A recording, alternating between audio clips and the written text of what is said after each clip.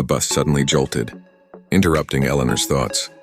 Surprised, she looked around and noticed that the seats were strangely empty.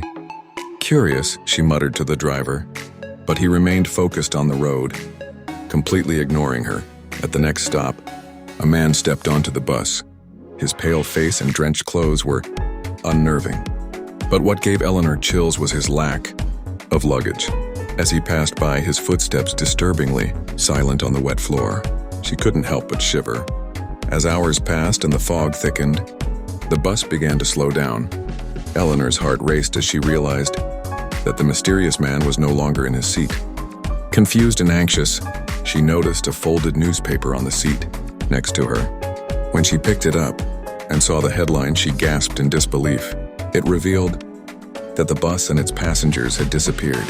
In 1973, on Route 22, the photo on the newspaper depicted the same bus and the same route.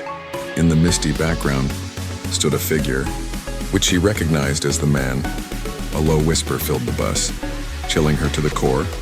"You should have stayed away." Suddenly, the lights flickered, and Eleanor turned to find the man standing at the back of the bus. His hollow eyes were fixed on hers, intensifying her fear. Trembling, she demanded to know his identity, her voice filled with a mix of fear and curiosity. In response, the man raised his hand and pointed directly at her seat.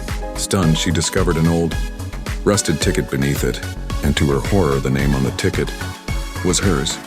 Her breath hitched as she struggled to accept the reality of the situation, whispering, "This can't be." Abruptly, the bus came to a halt, and the driver turned towards Eleanor. His expression had transformed into a lifeless mask, sending a shiver down her spine. With an eerie tone, he declared, "End of the line."